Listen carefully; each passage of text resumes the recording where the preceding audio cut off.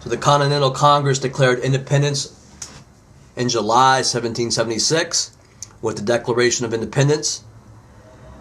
Congress went on to reject British proposals for compromise that would keep them under the king. There were debates between men like Washington, who wanted a strong national government, against leaders like Thomas Jefferson, who wanted strong states but a weak national government. So Washington won with the U.S. Constitution that replaced the weaker Articles of Confederation. As you all know, the Constitution established a relatively strong federal or national government, including a president, national courts, a Congress, Senate, House of Representatives. Congress had powers of taxation.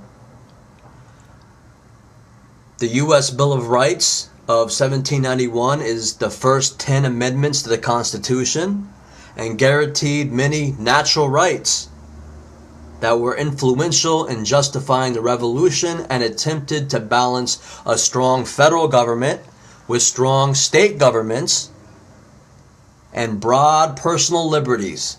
This caused an upheaval of traditional social hierarchy. Washington supported Alexander Hamilton's programs to pay off all state and national debt, to also implement an effective tax system, and to create a national bank, despite opposition from Thomas Jefferson. As Secretary of the Treasury, Alexander Hamilton developed many economic policies of the George Washington administration, like the establishment of a national bank, a system of taxes, and friendly trade relations with Britain, and the funding of the state debts by the federal government. What this meant is that if the states maintained their own debts or had their own debts to foreign countries or corporations, the states could easily be taken over one by one, and the country could get broken up. So the Founding Fathers wanted to include a national government that included all the state governments for the country's survival. Hamilton became leader of the Federalist Party, and he was opposed by Democratic Republican Party led by Thomas Jefferson and James Madison.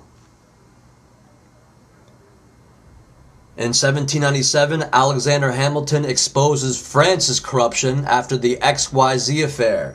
The XYZ affair is when American diplomats went to France to negotiate problems where corrupt French Freemasons called the Jacobins demanded bribes. The U.S. Federalists then had to attack the Thomas Jefferson Republicans for their pro-Freemasonic or Jacobin French state. So if you want to look at those who fought for America during the Revolutionary War, you could look at individuals like George Washington, the Patriot Militia at Lexington and Concord, the Massachusetts Minutemen, and the Green Mountain Boys of New Hampshire and Vermont. But I wouldn't give too much credit to the Sons of Liberty.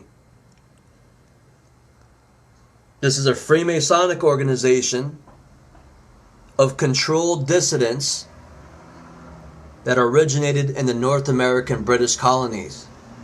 They're best known for the Boston Tea Party in reaction to the Tea Act.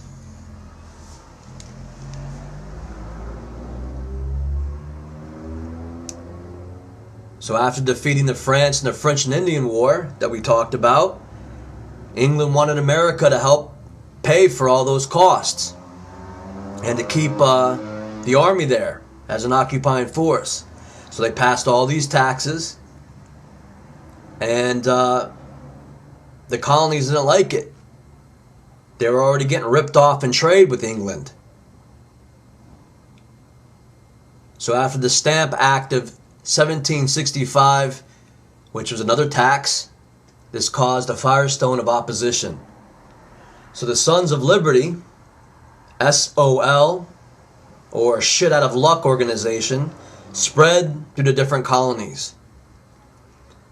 Of course, the leaders of the SOL were mostly from upper class artisans, traders, lawyers, and local politicians.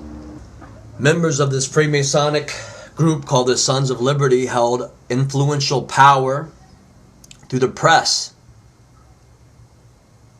Members of the SOL included Benjamin Eads, who was a printer, and John Gill of the Boston Gazette. They produced a steady stream of news. Although they were speaking out against the British government, they still claimed to be loyal to the crown.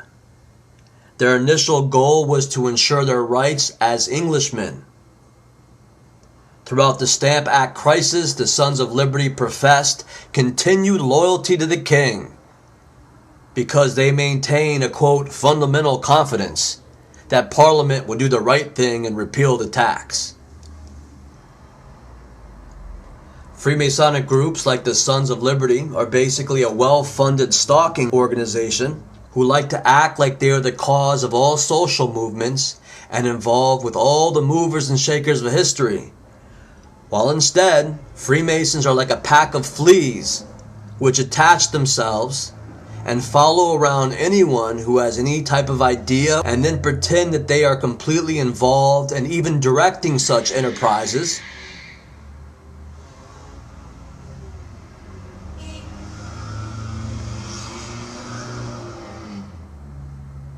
While pretending to fight the enemy.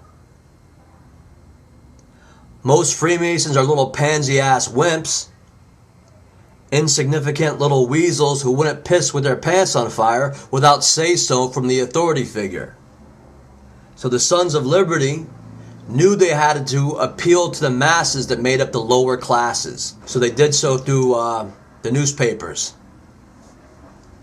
So if you want to see who the modern-day Sons of Liberty are, you could see Alex Jones, InfoWars, and politicians like Rand Paul. Okay, one by one, these groups, like the Sons of Liberty, penned agreements limiting trade with Britain and imposing a highly effective boycott against importation and the sale of British goods. So this is high-level control from the top of Freemasonry.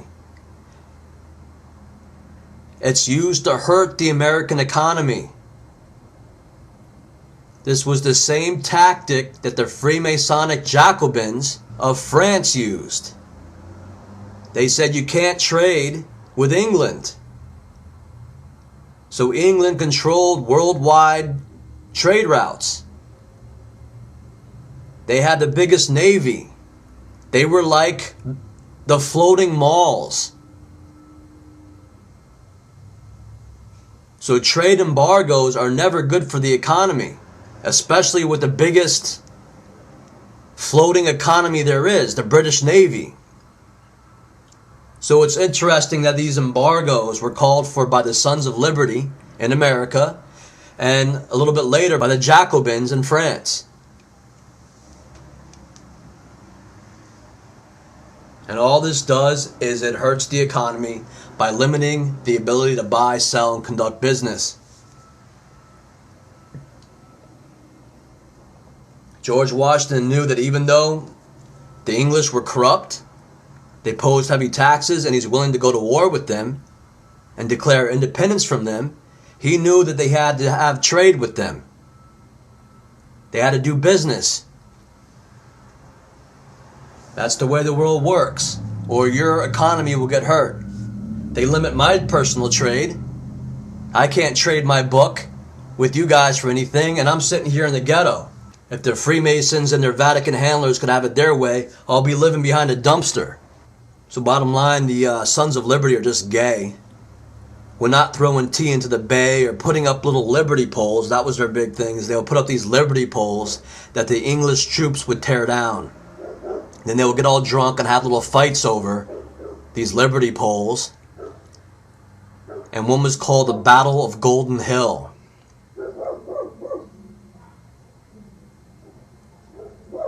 So all along they are supporting being loyal subjects to the English crown, like good little fancy lads should. When's tea time, lads? So while the Freemasonic little knights of the teabag session called for speaking out against the actions of the British government, while still claiming to be loyal to the crown, their initial goal was to ensure their rights as Englishmen.